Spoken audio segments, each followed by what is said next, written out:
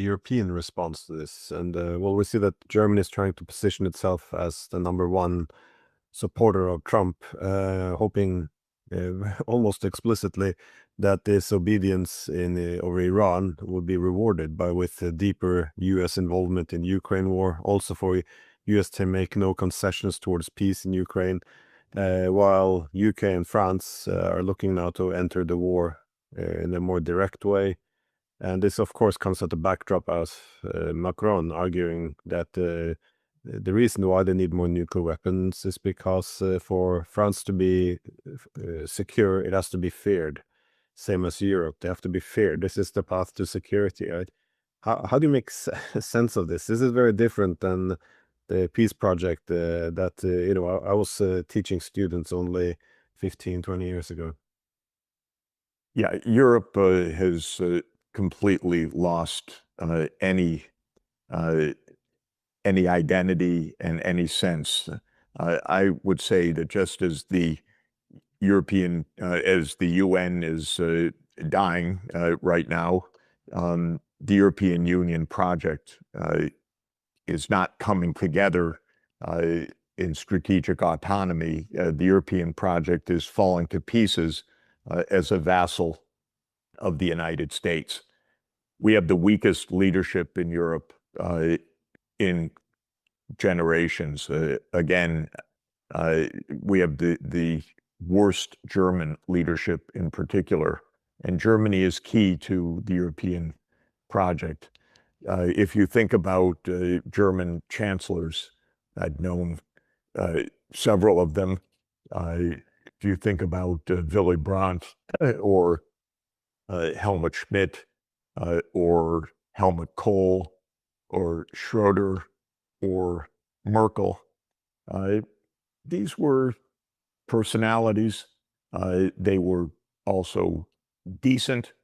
They understood German interests, but they also understood the idea of Europe as an aim of peace after centuries of European devastating war. The last two German chancellors have been out of this approach. Scholz was simply the weakest chancellor, a complete non-entity. People said that the U.S. had the goods on him so that he was suborned in one way or another. I have no idea whether that's true. And with Merz, you get the idea that, oh my God, you get the idea that this man wants a reversion to German militarism. I could be less polite, but when you look at Merz, you see somebody who seems to know nothing of modern history. He's belligerent, ignorant, a mix of fawning to the U.S. on the one hand, and warmongering on the other hand, incoherent, and not in Europe's interest or Germany's interest in the slightest. He doesn't understand his job, I'm sorry to say. His job on the first day should have been to pick up the phone and called his counterpart in Russia, President Putin, and begun to discuss this vital relationship between Germany and Russia to head off disaster and to rebuild some kind of collective security on the continent. He hasn't lifted the finger one time, hasn't even crossed his mind that this is his job. So between Trump's madness and Europe's subservience, it's really an extraordinarily depressing scene. I was at the UN Security Council last week after Israel and the U.S. attacked Iran, and there were the European ambassadors, excuse me, at the UN Security Council. one after another, on the day that the U.S. and Iran, on the day that the U.S. and Israel had attacked Iran, all of them berating Iran, most of them not mentioning the Israel-U.S. attack on Iran.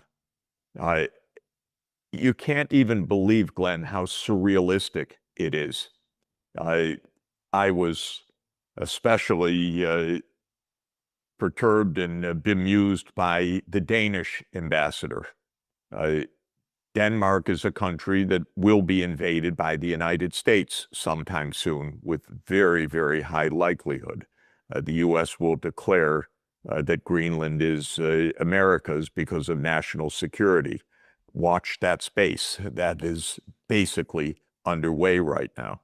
So you might think that Denmark would have some notion that international law might be important, because someday they're going to come crying to the world. Look how unfair Emperor Donald is to us. He's taking away our territory. But there was the Danish ambassador, full out, fulminating against Iran without mentioning the war that Israel and the United States had started against Iran. I went up to her afterwards to exchange my concern about this, but she looked at me and turned around and walked away. They don't want to engage. They don't want to have a discussion. But the pathetic nature of this is really something sad for Europe, to simply, completely fall into line with American and Israeli madness is something that you would not have thought of Schumann or Monet or the other architects of Europe, people who knew what World War II had meant and who aimed to stop a World War III. They would have behaved differently, as would generations of leaders in Europe.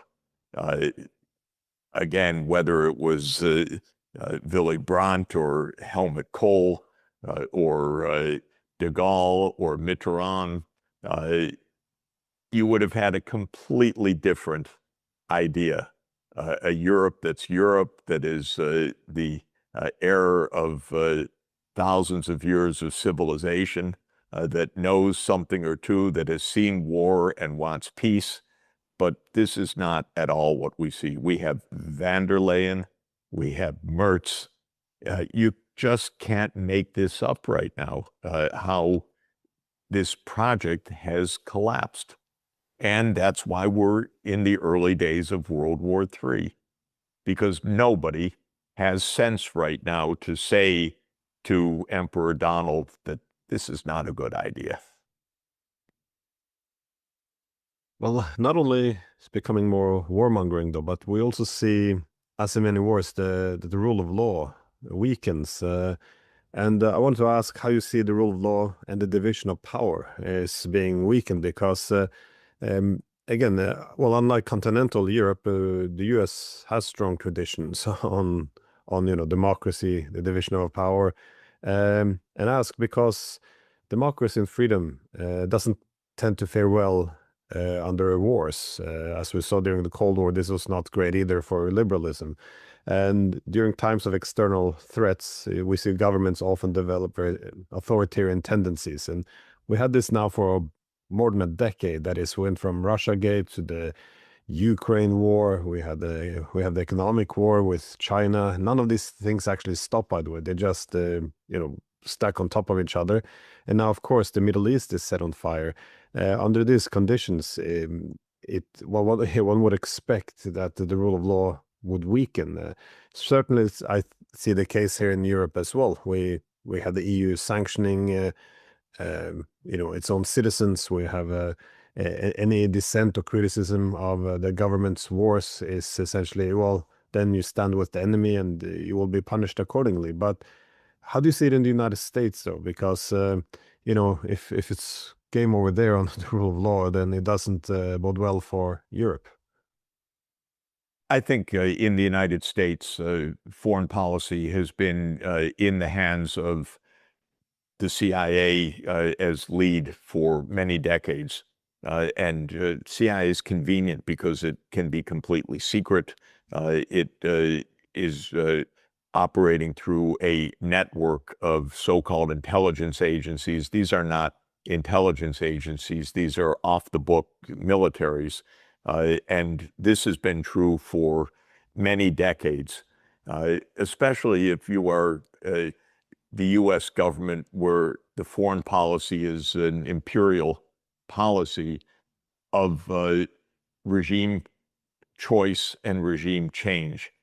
Trump just says out loud, and in a crazier way, I have to say, what has been U.S. policy.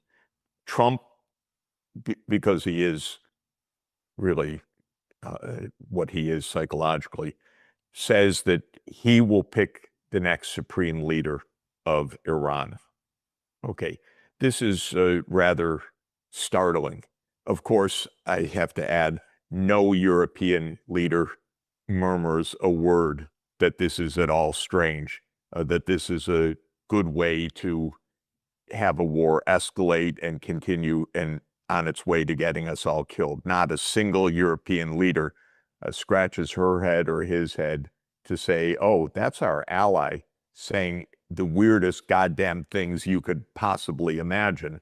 No, they don't say that. But in any event, that mindset you might think is a little odd. But remember, the CIA has always had that mindset. And in 1953, without public scrutiny, without explanation, the U.S. did choose who would lead Iran. They installed the police state that overthrew a democratic government in 1953. And the U.S. backed that police state until 1979, when, lo and behold, the public revolted against it as that police state leader was dying of cancer. That's where the Iranian Revolution came from in the first place in 1979, not out of the blue, but out of a U.S.-imposed police state. Well, you look all over the world, including in Europe, the U.S. imposes governments of choice. And that means that the rule of law in the United States, when it comes to foreign policy, has always been a veneer. I find it very notable. I think it's very important for historians and analysts to reflect on the famous farewell address of Dwight D. Eisenhower, who was the Supreme Allied Commander, the top general of the United States, who became president from January 1953 to January 1961. And in his farewell address of the 17th of January 1961, he warned famously of the military-industrial complex. We should understand that farewell message in a different way. What Eisenhower was saying to the American people is, it's already happened. This is already a military state. The institutions of government have already been fundamentally weakened. I think, Glenn, and not to take us too far aside, but I think the evidence is quite overwhelming that the CIA killed Kennedy in 1963. And that's not meant as a flamboyant remark or as conspiracy theory or something else. It's meant in an explanatory way that no American president since Kennedy took on the security state. Johnson reversed all of Kennedy's peace initiatives, and every president since has essentially gone along with the agenda of the U.S. security state, including nice people like Obama, who came in and then presided over several regime change operations.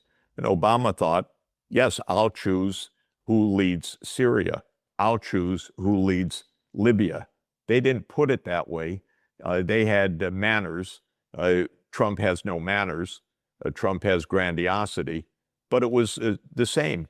Obama and his deputy, who's now my colleague, Victoria Nuland, and Hillary Clinton, also my colleague at Columbia University, and I say it with interest. They decided who would lead Ukraine in February. Actually, it's probably late January 2014. Victoria Nuland is picked up by the Russians on a phone call on an open line to the U.S. ambassador, talking literally about who would lead Ukraine.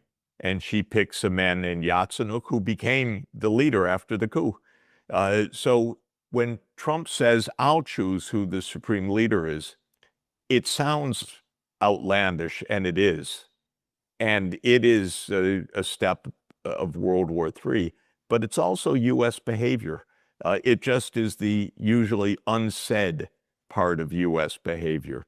So I'm unfortunately not very impressed with the so-called checks and balances of the U.S. system or with the Constitution.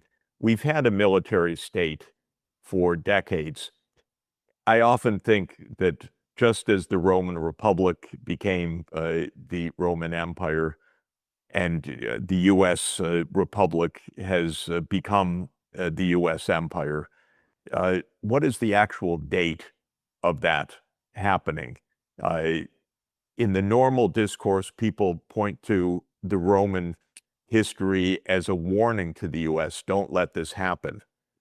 But I think it's quite arguable that not only has it happened, but that it happened several decades ago. And I wonder if we were in Rome in 27 BC, when Augustus declared himself princeps, whether we would have felt that that was a dividing line. That's historians' dividing line, but there was still the Senate. The senators still wore togas. There were still consuls. It looked like the Roman Republic institutions were still intact. And I have a sense that this is the U.S. situation, that maybe the U.S. Republic ended in November 1963 with Kennedy's assassination. And since then, we've been in the U.S. empire. I don't know, but I just raised the point to say that Trump is outlandish. He has this dark triad personality of extreme Machiavellianism, malignant narcissism, and psychopathy, which we can see when he expresses absolute lack of interest in who's dying. There is no feeling there. So we know that this is a very unusual psychological character, but he's on top of a machine that already existed.